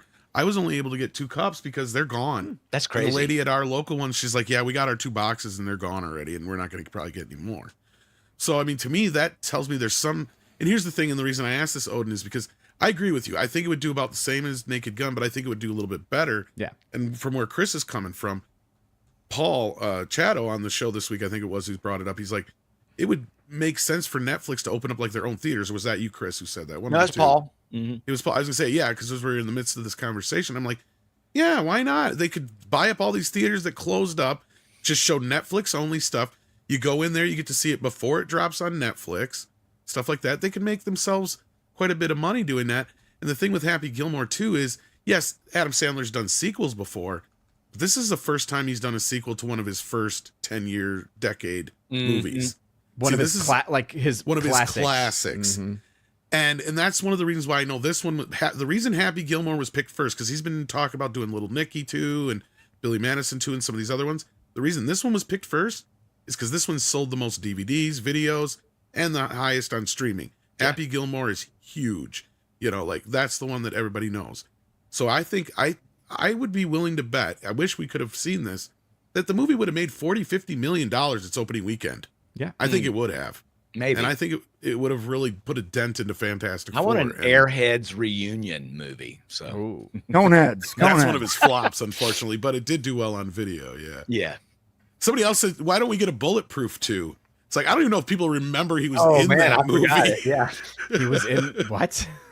Bulletproof with Big David Daddy. Wayans. I could see a gosh. Big Daddy sequel, The Kid Grown Up or something. Big Daddy makes sense. That could totally Billy work. Madison is kind of the problem with Billy Madison is there's only like one direction you can really go with that, and that is he either screwed up in college and now he's got to go back to college again, or he became a teacher and it's his kid now who's screwing up or something like Rodney Dangerfield. Or Eric comes back, like Eric becomes the owner of a company and is able to buy out the shares in order to take Something like control, that, and so he has to like. You can And do yeah, you can do a Big Daddy sequel every like 18 years, Right. easily. It's big granddaddy. There you go. Yeah, but no, like I was Granddaddy. I like it. Yeah. I was looking into the budget, and they were reporting how the original film cost $12 million to make back in 1996, and this one cost significantly more at $30 million. I'm like, yeah, well, in today's dollars, actually, that's not much more than the original. Same, yeah. It's like 24 million say, are you kidding or me? so. Yeah, Wait a minute. Significantly Hold the more. phone. Yeah. Time 30 out. years later? yeah, Are you telling me Adam Sandler made a movie that was less than $100 million? yeah. At What least universe is this? This was the guy that had it dicked because he was going out there for Sony making just give me $100 million, and they give it to him. Yeah, and he would he'd take make all the of his movies. friends on vacation for like Basically. a few months to make a movie. Why do you think all of his movies were like, on vacation spots? Oh, Murder Mystery is in the Bahamas. This one's in really, Hawaii. Adam? Yeah, in Hawaii, yeah. Now, I will say the reports are, because this is like the age we live in, I wish there was like an official agency where every studio had to report exactly what their budgets were. It would just make my job so much easier. But it's like the first hits on the search are like Hindustan Times and the Economic Times of India reporting the budgets. And then you have like Fandom Wire, like a few after that. So I'm like, I'm good. okay, I'm not looking at Hindustan Times. And Yeah, I may I have mean, told you this before, Odin, but this Yeah. is something I've learned. And we actually have an interview with somebody that can kind of confirm this. To where a lot of these times when they say the amount of money they're spending on these movies, they're only spending about half of that. Half of it's going into somebody's pocket, usually a production company, a producer, Oh, yeah. so and so on. Because, like, for instance, like when they made The Exorcist 4 twice, for those who don't remember, they did The Totally Exorcist, worth it. Yeah, they did The Exorcist the beginning with a totally different director, and then Rennie Harlan came in and reshot the entire movie. And they claim they spent $45 million on it when they only spent 20. Yeah. See, that was the thing. And this is like a normal thing. And then it's the same thing with some of these production companies with these streaming things. I can't remember which movie it was, but there was a couple of movies that were on Amazon and some other places where the production companies were talking about how basically, they got X amount to spend on the movie, but then half of that was going towards paying the production company for the cost of doing business, basically. Yeah. You know what's funny is I saw an interview with Pete Safran, who made he's the co-head of DC now, Studios, but he's also his own guy, his own producer. He did like the Conjuring movies and all that. People, I remember someone asked him, "How do you do so well? How do you make movies for such a low amount and yet they make so much money in theaters?" He goes, "I just make the movie." I think his genius is he makes the movie and a bunch of people aren't in the kill taking a bunch of money out of the register. He just makes the movie. It's just a movie. It's not that This hard. is where I question Superman, and this is one of the reasons why I know Safran was teamed up with Gunn, is because he is very budget conscious. Right. He is somebody who knows how to deliver a film very cheaply. And Gunn, regardless of how you felt about some of his past films, he has, as far as we know, delivered on budget. The only time he went over budget or remotely close was, I think, the first Guardians film, but that was because Disney made him go back and do some reshoots. Right, to fit it in, right. Yeah, so other than that, I don't believe that Superman cost as much as some people are saying. Now, that application that went around is one thing, but that was so they could get the maximum tax breaks on everything. Of course, yeah. But you also these guys are rely earners. on that form. No, but that's what they're claiming they were expecting to spend. Now, Yeah. Valiant. Now, has how much explained of it was Mike spent has on explained future projects that were related to this it. project? And we also don't know Wait, what wait. they brought in yet for product placement and all this stuff. Like, we do know what Man of Steel got, which was Yeah, 160 million. Ton We of don't know product about placement. this. And this, I think there was more. That was my point, is because they have over 100 partners for this movie. And Milkbone, oh my God. Like, Yeah. they probably dropped 100 million just alone. Because they're Yeah, between just- every thing that's in the movie. I Yeah, and mean, they were like come the on. official sponsors of like the Puppy Bowl, all kinds That's of what I'm stuff. saying. Yeah, they probably dumped, and they see, that's the other thing too. And Odin, I'm sure you know this, but like, the audience doesn't know this. When they say they're spending like $200 million on advertising, usually what that means is like the company will put in 100, but they're also factoring what they figure is $100 million worth of advertising being done by other companies like McDonald's, Milkbone, Target, whoever else is one of their partners, right? And that's kind of like, so whenever McDonald's does a Happy Meal, that they consider that part of the advertising. Well, and the licensing too. It's always like, hard to quantify, like, who's getting what. And that's why I wish that there was a much more straightforward reporting system of like, okay, you actually spent this amount of money. Because, you know, that you know, I know that, understand like the form, you want to try and get as much as you can, but I feel like you can only overestimate your budget by so much, like legally speaking. Because it's like, if you're saying your film cost $360 absolutely. million, but you only spent like, I guess to get down to 225, which is the reported number, I assume that they would have gotten it down probably to 255 with the tax credits, bringing it down to 225. Right. It's like, I'm sorry, that's like $100 million off. I don't see that. Like, that's why, Well, and the other thing, you know, you got to factor in here is Yeah. besides that, because they have to be close. But here's the other thing: is they'll rent and do their own facilities, and they'll maximize that price out, right? Like, so say if they have a lighting, they'll put down a lighting company, right? I'm just throwing something out there. yeah. That comes in and does their lighting. Well, it's a company that's actually owned by the studio, but they rent their services. So they're basically paying themselves, and then they'll put the maximum amount down, Yeah. even though they're only paying the minimum amount. They do that all the time. I have That's a called relative that movie does that. I have a relative that owns buildings, and he rents his other companies. So he owns buildings, and he has a contracting company. Well, he rents his building to his contracting company, and he writes us all off on this huge, crazy, incestuous tax form. It's And he almost brags like, about it. Like, it's almost like when Disney says, yes, we made so much money on streaming by paying ourselves to put our own movie on our streaming service. It is, but it isn't. See, the difference is they're actually using the services, right? There is actual money being changed of hands, Right. but the amount of money that legal. they're claiming Yeah. is way different than what's actually being paid. well, another thing too. Do you have to do that form for like Peacemaker season 2? Streaming services on that, Odin? Do I Like have this, to do that? No. Do they have to do that form for like their streaming shows? I mean, again, the issue with anytime anything is done in the United States is that it's very hard to like find the information. It's kind of weird because you think about how transparent, at least it seems like we would be versus other countries, but it's kind of amazing that you get more honesty from Hollywood production companies from the United Kingdom because of the way their tax system works and because of the way their tax credit system works than you do here. And it's like, Because man, of freedom, bro. if there's Hugh one Eagle thing, sounds here. if there's like, if I was a single issue voter on anything, it would be like, all right, tell me who's going to write the bill that says that a movie company has to tell me how much they spent on this movie. Odin would be a single issue voter That'd be just the one for thing. movie box office reporting. Exactly. No, but what I was saying was, so they don't have to report on their Peacemaker season 2. That's their internal, Depends on the accounting. state, and again, it depends on what. So the think about text- this: yeah. why is all these Superman characters in development in Superman also went towards Peacemaker and Supergirl and a bunch of other productions? So can't you put a lot of those numbers for these projects that aren't reporting into the same exact movie? Because that's what I would do. That's what my relative would do who rents himself buildings.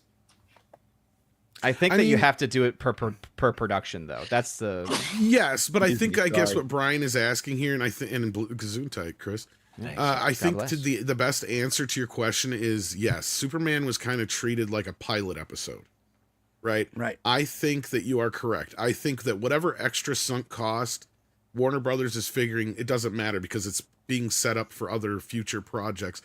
Because I guarantee you, Supergirl is going to cost maybe half of what they spent on Superman. And we already know Clayface is going to cost half of that. And I bet you they're only spending $20 million on the movie. Clayface like I was saying next before. to nothing. See, that's the Pete thing. Safran is on the header for that, so it's gonna be bingo. So, like, at the end of the day, they're looking at it as this is a successful start, regardless. Like, even if you want to say they were all in $325 million, they're still going to clear enough to where they're going to go between video sales, VOD, all that kind of business. The and the merch, bro. They have like Superman wallets. I'm not even Superman talking pins, about that. Superman. I'm just talking about how, like, Star Trek is a good example of this, right?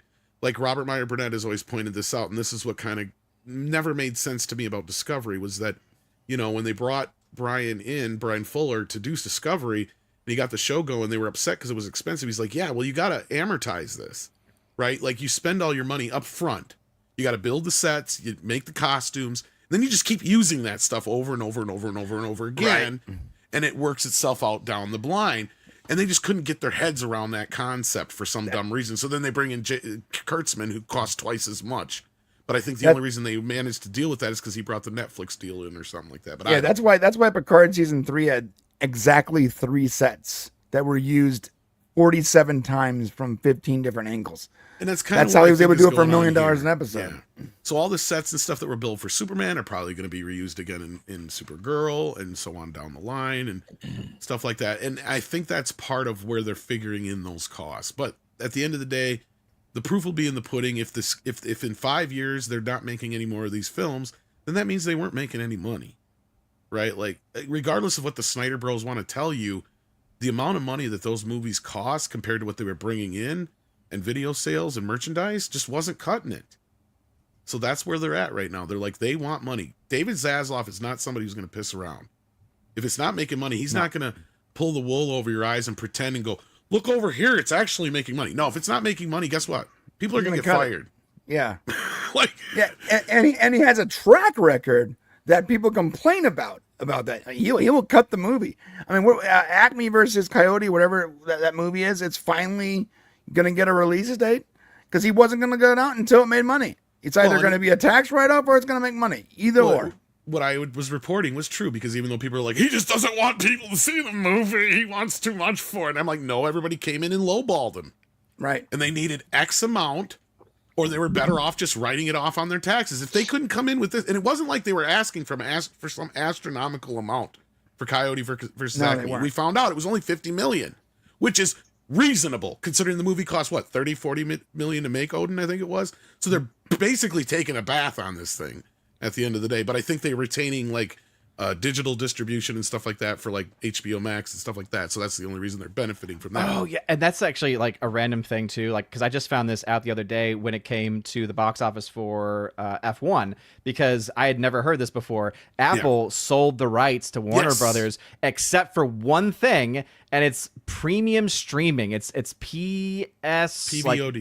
No, it's not even PVOD. It's like PSOD. It's a new one I'd never heard before. It's premium streaming on demand, meaning it's like the service you pay for. So a Netflix is a premium streaming, or a Apple TV Plus is a premium streaming. So it's not like a VOD where you can buy it or rent it. It's like if you have the service, you get access to it. So that's the only thing Apple still has the distribution rights to. Exclusive. Because I was the one who was telling people that, because I had to dig it up, because I was like, because everybody kept asking me. I've never heard that before, though. I was like, that's a new term. I did. Well, and this is where I said I think this is the future of where some of these are going to go. Yeah, I think a lot of times what they're going to do is when the dust all settles, HBO Max is going to basically be what HBO was back in the day, and so on and so forth. And what they're going to do from now on is they're going to work out these deals to where it's either a distribution deal or it's going to be an all-in HBO Max deal. If that's the case, then they're not going to spend nearly as much. No, right? and But F1 Apple was already pre-done. Yeah. Yeah, and Apple at this point has no reason to do what they were doing previously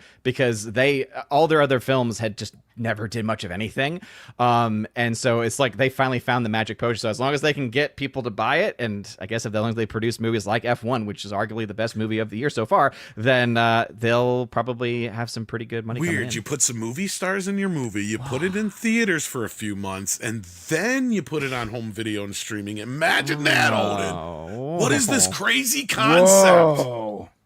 It's just a simple, entertaining story. Well done. I mean, that's all. That's the formula. What you were saying Warner about wound up Zaslav with earlier is theatrical and home video distribution. You are correct. Yes. that's what I like about Zaslav. What you were saying earlier is that he's just sort of a pragmatic CEO. He's like, it needs to make this much. If it doesn't make this much, it's going to be a tax write-off. It's not about art. It's not about like, how someone feels. Is pure numbers. If it doesn't make this much, we have to write off, and whatever is the most beneficial for the company is what we're doing. Not what's beneficial for the creator or what's beneficial for the ESG score or whatever. It's what's beneficial for the company. That's what we're doing. That's what I like about him. People hate him for it. If he's so good, why are they cutting his salary? Yeah. It's beneficial for the company. We all know why. We all know why. Look, like Zaslav, if you haven't seen it yet, what Zaslav derangement syndrome looks like, I mean, come on. They're downgrading I said it their specifically stock. because Tom, I know, has something ready They've to go for it. downgraded their stock, yet they are the only studio that has had consistent hits, right? Like, nonstop. The only things you can point at and go they fucked up on were Furiosa, and what was that other one that was really bad? Oh, my gosh. I'm trying to remember now. Joker 2.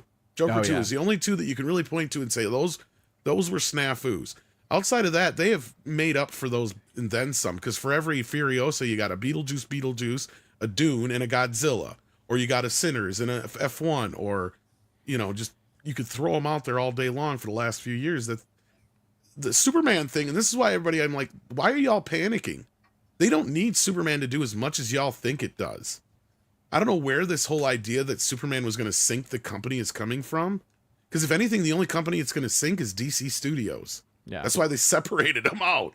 Yeah. So that this is on him. This is all on James Gunn right now. He's like, it's either fly or fall, basically. So, yeah. Yeah. Let me tell you something. I bought in at Warner Brothers at about right there.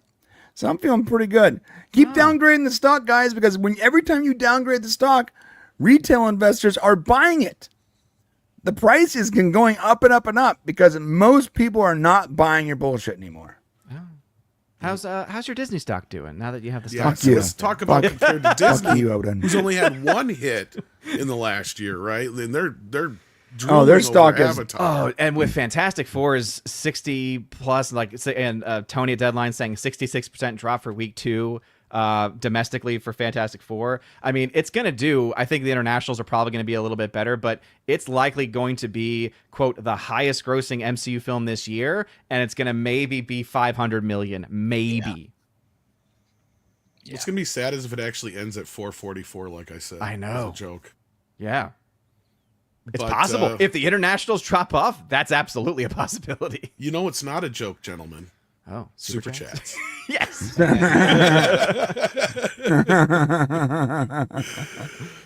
Kalekioki who says, so Odin, 800 million is the new billion, huh? The Exactly. code. Well, it's just they're not spending the amount of money they used to. That's, Well, the thing. Especially that's why- Warner Brothers. So I brought that up on FNT last night, and yeah, my comment was, it depends on your budget. It depends on how much you're spending. Like, no, your movie doesn't have to make $1 billion if you only spent 20 million on your budget and you made 500 million. But if you spend 300+ million on your film, Disney, and then you make less than $1 billion, Disney, then yeah, you do need to kind of make $1 billion to do that.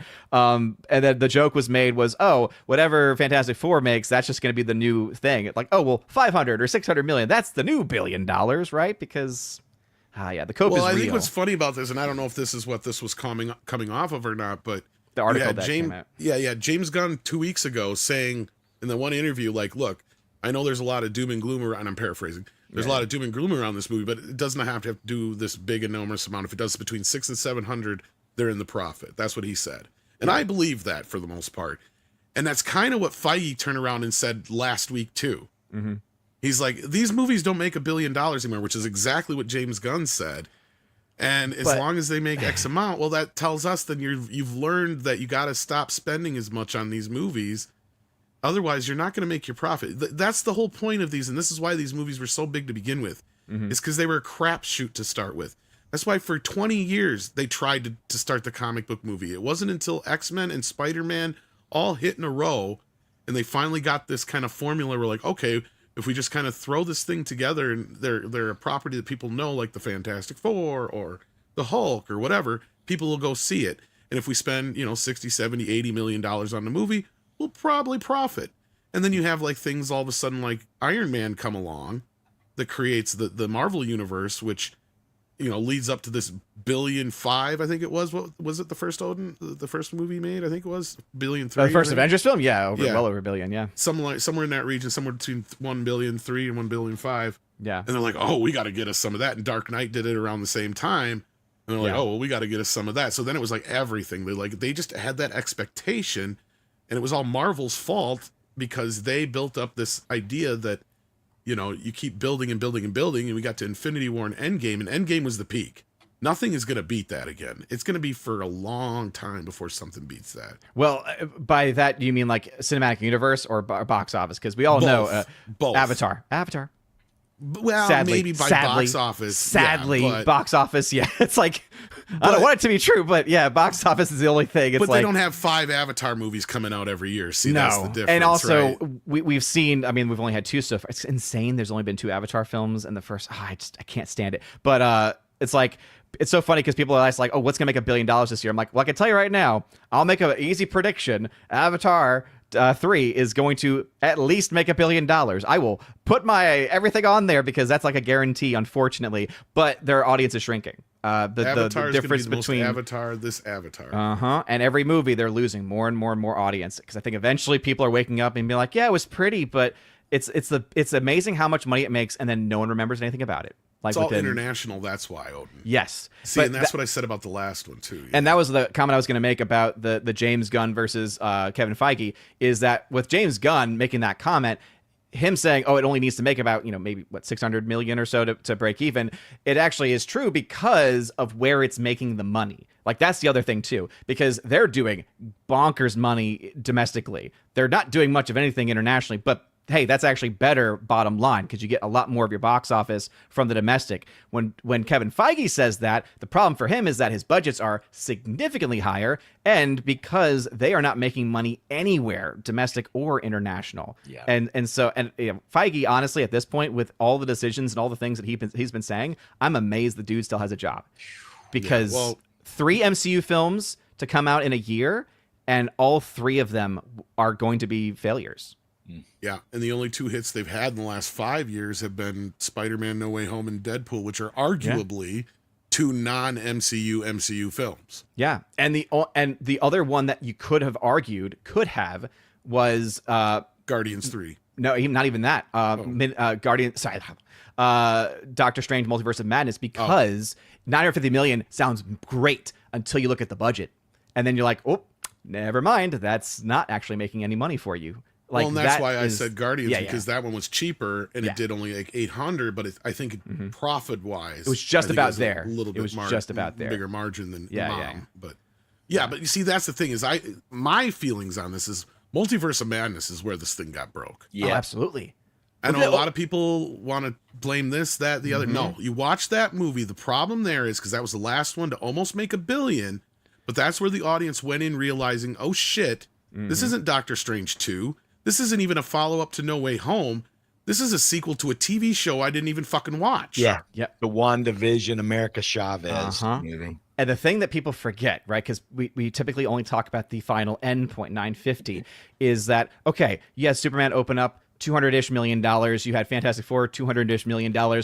This year, the biggest films opened to $300-ish million. People forget that movie opened to $450 million globally in its debut. And then it tanked after it because of how bad it was. With an opening weekend like that, if you have an average run, you're easily making over $1 billion. So the fact that it capped out at like 950, like it capped out before the $1 billion, like people might say, oh, it still made $900 million. Well, one, the budget made that irrelevant, but also two, it should have made a hell of a lot more money than just that. Yeah, and that one had major reshoots. Yeah. Yes. Well, the and only reason everything it since made- then has not even gotten close, Yeah. and has been a catastrophic It's failure. been broke since. The only reason it did that well too was No Way Home was a massive success, and they were doing the sort of people who went to see it were seeing the trailer, thinking, "Oh, this is going to be a continuation, Yep. basically, of No Way Home." Yep, and it wasn't, unfortunately. And the Not reason at I all. mentioned Guardians is because that one actually had some legs to it, because that was when Marvel was on the down swing, and that was Yeah. the only one to actually kind of go above Yeah. the rest. But They that was get because word of brain. mouth got out about it. Well, and everybody liked Guardians, so it was. Well, yeah, because it was one of the only ones that was kind of a consistent trilogy that Right, actually it really self-contained, and the only other movies you had to have seen at that point was Infinity War and Endgame. Right, so if you only have had to watch 5 movies to see all the films and know what's going on, then you're pretty good at that point. Yeah. Right, because that's the other problem with Marvel right now is there's so much homework, and that's where James Gunn has the upper hand here with Superman. Because as far as I can tell, unless we find out otherwise when Peacemaker comes out and so on and so forth, he's not setting this other shit up as homework. It's more or less just an also ran, right? Like you can go and just check it out. That's why I loved Peacemaker's cameo in Superman. It didn't fucking matter. It didn't It could have matter. been cut out. Yeah. Right. And to kind of also just to kind of showcase how successful Guardians of the Galaxy Volume 3 really was, its opening weekend wasn't that impressive because it was, I think, still suffering from Yes, the effects that of was my everything else. point, yeah. Because it was like 289 globally. But by week 2, it was already at 528. Yeah, 2 that's what I was weeks saying. in, 528. Is it kind of had a soft opening, but Yep. then the legs and the word of mouth just kept going. And that's kind of what happened with Superman in a way. Not as much. And I'm sure Warner Brothers would have wished it was as much. Don't get me wrong. Like at the end of the day, we're not sitting here. We're not going to argue with you.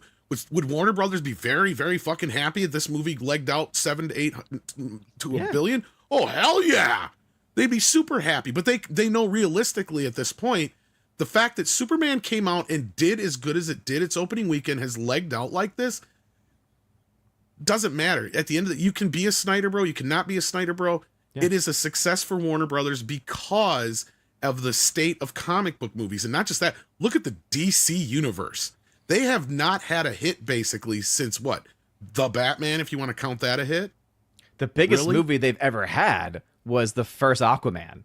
Right. And that's my point. You could actually go all the way back to that was what I was going to Yeah. say. If you really want to be Like truthful about this, and it's a decade. Yeah. Yeah, not just DC properties, but DCEU. Like that was the most successful. And so even though this is obviously not the DCEU, it's a And, you know, now and Aquaman reboot. did well because they thought it was a continuation of the previous movie. Oh, let's And it be wasn't. real. We know why Aquaman did well. My man. For the same reason that Sydney Sweeny ads do well. Like this is the other side of this. 'Cause Let's not the pretend women that were men are the only one thirsty. who can ogle, right? Let's not pretend that men are the only ones who can objectify. I Because the mean, reason that Aquaman did as well as it did is because women knew they were going to go in and see Sons of Aquamanarchy on screen for most of the movie with no fucking shirt on. Yep. And I remember the weekend. It came out, and I remember looking at the demographic breakdown, and it was like oh gosh, this explains why the film is doing as well as it did. Speaking And now of I know that, why my down the wife wanted line- to go watch that movie. I think down the line at one point, maybe even by week 2 or 3, there was like either 50-50 split men women, or women maybe even had an advantage at one point. It was like oh man, okay, this explains a lot as far as Now, points. Odin, you probably are aware of this. Tell us now how well changing the Silver Surfer to a woman did for the MCU and Fantastic Four demographics. Oh, I mean, you could clearly see that it's got your typical 70-30, 60-40 if anything, it's split. got less Let me women see. going. Let me pull up my movie. So I think we have a video coming out about that. How they've lost more women in the MCU than anything with this MCU business. Oh yeah. You're pointing out what brings the women in, and Marvel, DC, they both do it. You see more men with their shirts off than you see busty women in these superhero movies. There's not any cheesecake in these superhero movies for the guys to latch onto. We're just attracted to these movies about power and strength and fights and battles and superheroes and all that. But the women are going because it's hot dudes. And I don't hear women complaining about David Cornsweet. I mean, we're disagreeing about the movie aspects, but Yeah. And honestly, I think the film would have done better had Cornsweet actually been the main focal point.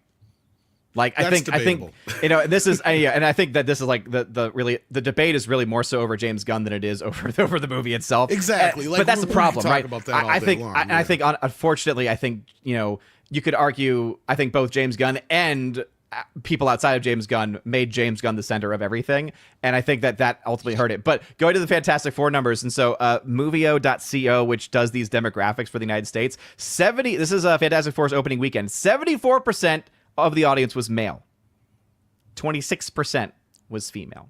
That's a big downturn for the MCU. Now, when did what was the weekend Superman opened again? Was that the 4th or the 11th? 2 weeks ago, or 3 weeks ago now. July 11th, maybe. Yes, July 11th was the date. Yes. So now, to be fair, that one also 74% male, 26% female, right? But we obviously are also seeing very different numbers there too, with the holds and everything else. Yeah, I'm curious how that has legged out, because like I was kind of getting at is like, I'm not seeing like the whole like, I thought for sure we'd see a lot more Henry versus David between the women. I'm not. Not even in the Toxic Femme chat. Like, I mean, obviously Anna has her preference for Henry still, but I don't see the debate in there. I mean, they all liked David in the film. I can tell you, as far as the gays go, we prefer Henry. I'm sure you did. Because he's more, the dominant type. Yeah. We got a super chat from Adam Warford. Yes. They're doing what Disney is doing. I don't remember when he said that. So, yeah, I'm not sure what that's referring to, Adam. You don't have to send another super chat. Just let us know what that's. Aquaman, by the way, 2018, 63% male audience, 37% female. The women showed up. Women showed up. Surprise, surprise.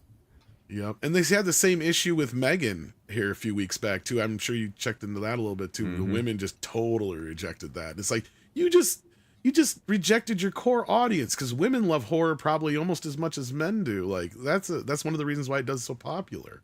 Yeah, well, it wasn't even just a men women thing for that one. They just misread their audience. Yeah, that was totally fucked up. They saw because again, it was impressive. A January movie, that first one. That's where January is the place where films go to die, as I like to say. And it somehow did just these amazing numbers for the budget and everything else. And they decided, ooh, let's strike while the iron's hot and just put out a sequel. And it's like, that's not how that works. You can't just recapture that lightning in a bottle. Unlike Aquaman's second weekend, which had a 55-45 split, with females making 45% of the audience. Even Nightmare on Elm Street 2 went gay for the sequel, but you know what they also did? Freddy's Revenge is the title, and that's what I was reminding them, is like, yes, you can mess with the formula a little bit, but the sequel of a horror film always has to be the killer's revenge. It always is. That's just that's your... Megan 2 would have made so much money had they just basically redid the first movie. Like, that's it. And I haven't heard terrible things. I haven't heard terrible things about the sequel either. Again, I'm not saying that it's good because I haven't seen it, but I didn't hear terrible things. The issue was that the marketing was off because it was a different movie. It was a different kind of movie. They were not going after the same audience. It reminds me so much of one of the worst marketing campaigns of all time, which was the I forget which studio did it, but all the ones doing the Poirot stories. And they decided for A Haunting in Venice to make the Disney. trailer. Oh boy. Remember, they made the trailer a horror film. Yep. And it didn't appeal to anyone because horror fans were like, this doesn't look good. And then the actual audience, the old people, looked at that and said, I don't like the old scary movies. They didn't even know what it was. Nobody saw it. Well, because I gotta be honest though, I saw Megan 2 and I liked it more than I liked the first movie. Yeah. Well, again, I thought it was a I've heard better good movie. things. Yeah. And the problem with that is you can do that, but not till like the fourth or fifth movie. The problem was they thought they could pull the Terminator 2 thing, but the difference is Arnold Schwarzenegger became Arnold Schwarzenegger between Terminator and Terminator 2. Megan is a character, right? You have to build that up. You have to let her eventually revolve around becoming, okay, so you come up with something badder than her eventually, but you still got to let her be Megan for 2 or 3 movies, right? Yeah. You didn't bring in the Bride of Chucky until the 4th film. Right, like that's my whole point. You don't get goofy and start messing with the formula until the people know the formula well enough. That's when you flip it on its side, so then people go, "Oh, okay, I wasn't expecting that." See, that just didn't work here, and it's not gonna work for this. And Well, you know what's funny in this movie? I think it's gonna be one of the biggest losers of the summer because of that. This movie kept jumping back and forth. There was a point where You thought it was T2, and then you thought it was secretly a revenge film. And then you went back to thinking it's like a redemption arc. And then you thought, nope, it's a revenge film. She's playing him. It was actually a really good movie. I think you're right. They just didn't market it well. You know, because they did. They flipped the audience around like 5 or 6 times during the course But of that you story. can't do that until the 3rd or 4th, maybe 5th film, right? Like that's my point, Brian, is like even Puppet Master, it wasn't until the 3rd film that they started making the puppets good. You know what I mean? And then it was just so they could go after Nazis. It was just like, oh, they're not so necessarily good. They're just people that are worse than them. You know what I mean? Like, What I'm saying is the movie itself, outside the marketing, like it wasn't predictable. I went in thinking it was T2, and it did end up sort of turning out to be T2. But over the course of the film, I kept swapping my opinions. Sorry. It's a good movie, I'm though. just People saying should It's watch been it. out for us. No, it's just because it's funny. Because It's a science fiction movie. The first movie was That's a the horror problem. movie. This is That's the 100% science fiction, not horror. and that's the problem. You've alienated your core audience. See, that's the problem. Yeah, I'm a sucker for science fiction. That's so good to me all day long. Yeah, but you know what we're a sucker for? Super chats. We got Gerald Campos sending in $20. Says, so far, Tom, nobody has made the point that there's no popcorn bucket. Imagine the revenue with a popcorn bucket, with all the golf pros and advertisers dissolved. Discuss. Yeah, that they can't do a popcorn bucket, but they did do. You know, they do have Netflix stores now. I wonder what they have for merch in their Netflix store. That's a good question. But I think what Gerald wants us to do is contemplate what the Happy Gilmore popcorn bucket would be. A golf bag, obviously. A golf bag would be one good one, yes. That's all I can think of. Hockey stick, Just golf club. just a all hockey stick balls. one. Yeah. Yeah, you could do like a big golf ball. Giant golf ball. That's Yeah, probably you could do actually like what would make the most sense. The giant golf ball. Gosh, what else could... I mean, really, I'm trying to think of anything gimmicky with the movie. The hilarity of that is you could maybe find things that you wouldn't make... Because like one of the ongoing jokes, and I know some people had an issue with this, and I'm like, I don't think they're making fun of the alcoholism so much as they're just making fun of the strange things that he found that he could put alcohol in. That's right. That's Is what you they could could maybe have done. come up with something in that respect, like the cuckoo clock. They could have it as a cuckoo clock as the popcorn bucket. Yeah. Yeah, just little things like that, maybe something. But yeah, see, that's the other thing is otherwise, I mean, yeah, I don't know. Adam Sandler's dumb face, and you're eating out of his head. I mean, again, like, Yeah, when he bitches with the about teeth, the with the bust. statue. Yeah, that's right. The big bust of the teeth. Yeah. Yes. What's with SpongeBob SquarePants over here? Yeah. So yeah, there you could go and do that one as a popcorn bucket. The bust. Alligator Yeah. head. Yeah. Yep. I mean, you could there's a actually few you make could do. a series based off of like classics, even just from the original. Because I'm thinking you just take the random guy with the nail in his head, Mr. Larson. Well, that's what they did for Naked Gun because they didn't really have anything to go with it. They just gave you the beaver from the first movie. There's no beaver joke in this one. No. But the beaver popcorn bucket is. I wonder how well that's selling. Probably better than we would think. I mean, Yeah, I think so. Anyone who's a Well, fan of the original film will probably be like, "Oh, I gotta get the beaver." And I'm sure, you guys have. And I can't believe Odin just said that. And I'm Hey, sure you the guys. whole have been, joke in the movie is that it's an actual beaver. Okay, so Yes. I am being clean, good It's sir. a nice beaver. Good looking beaver. You're always clean, Odin. I appreciate that, sir. So yes, but we'll see how this weekend goes for a Naked Gun. It looks like it's going to do okay. Yeah. But yeah. Anyway, let's see what else we got in the super chats. That's it. We got that one. Oh, that's it. I thought we That's it. had more. That's it for super chats. Did Adam Wolford ever get back to us on what Disney was doing? Did me anybody check. catch that? Let me check. Did you tell I him was not talking to? about them paying themselves. Oh, okay. Yes, and I think Odin actually said that after you probably said Because that. my favorite is Tony at Deadline when he does his most profitable movies of the year list, and it's always like, oh, spare me. My favorite still to this day is when he has all the Disney films and then includes the Disney Plus profit for them in their numbers. But the best was TMNT. And I know that Tom is going to love this one, right? When it's like, oh, we're not going to put in merchandising for any other thing, but we're going to put the merchandise sales in for this movie, even though we can't really say it's all from toys specifically made from this or inspired by people actually going to see this movie, and not just the typical sales you get every year from... And you can actually combat that because there was an article that came out just before the movie came out that said that up to that point that year, Ninja Turtles had a record, I think, billion in sales. Yeah. And it's like, yeah, you want to know why? Because guys like me keep buying all the friggin' old stuff. We ain't buying none of this new crap. Right. But we're going to add that profit to that chart because then it gets in.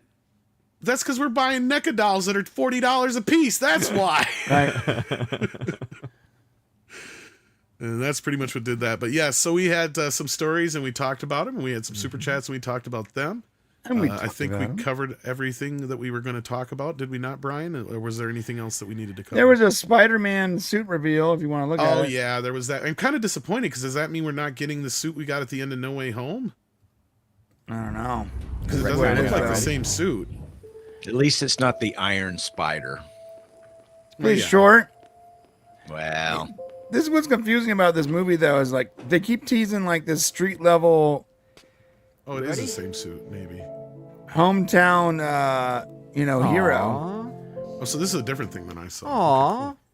It's supposed to be like a street level hometown hero thing, but they're shooting like overseas. They recently captured 60 blocks to do the third act fight scene.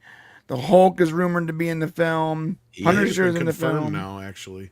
yeah, they can only put they don't own the Hulk enough, the rights to put him in his own movie, so they're going to stick him everywhere they can. And Actually, Mark I think that Ruffalo lapsed. needs to work.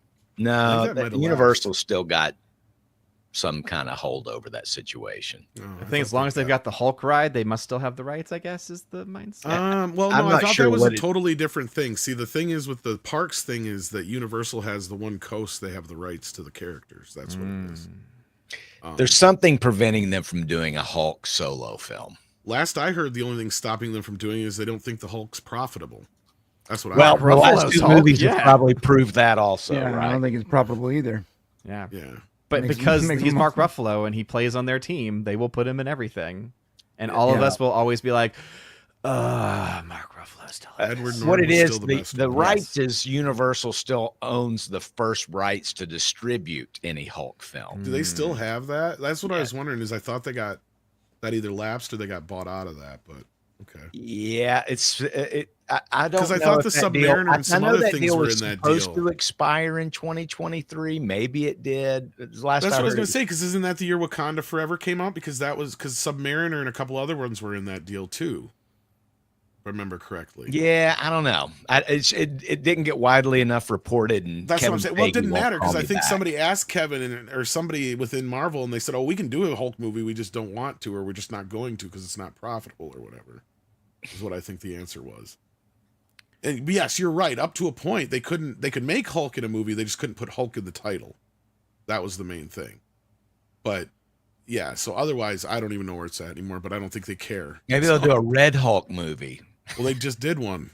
Ooh, No, yeah. just a Red Hulk. Yeah. And so that was starring Falcon Cap, right? That's what they had you think it was all Red Hulk, even though he was only in it for like 2 minutes. Marvel. Captain America wasn't in the film. Yeah. Probably. All right. Well, let's get on out of here. Chris, why don't you tell the folks what you do? You got a website. I do. It's called Bleeding Fool. It's at bleedingfool.com. We talk about some of the same type of things that we shared here. The occasional movie review, Toxic Masculinity Tuesday. We do an indie comics showcase every Wednesday. Right now on the top of our fold is Jeremy Renner might be ready to come back to Marvel, but do they want him back?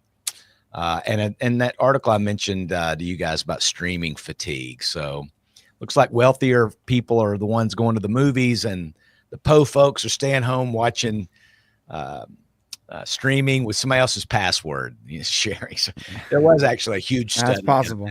There was a huge study done, and there's still a lot of password sharing that's going on, according to this article. But Check us out at bleedingfool.com or at bleedingfool on X, or I'm at Chris Brawley on X.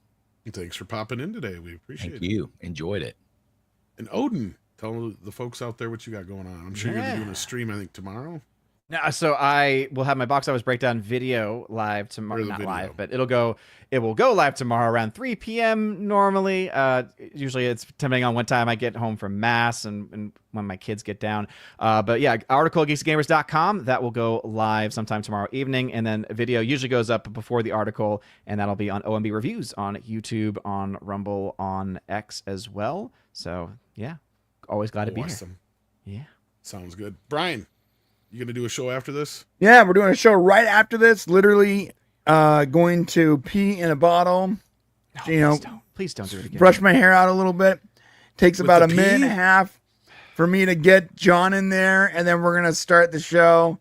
And we're talking about He goes it's sort in of the like bottle? it's sort of like this show, just a little not this, yeah, just a little more edgy, a little more politics.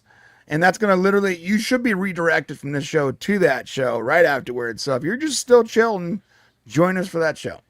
I'm hung up on the pee bottle. Did they Yep. get to watch you pee in the jug between No, shows? I do Oh, that during the countdown. Okay. So I don't have time to leave, so I just pee in a hope it's jug. long countdown. Is This it like a been game? It's a been 5-minute Can I beat countdown. Can I beat the countdown?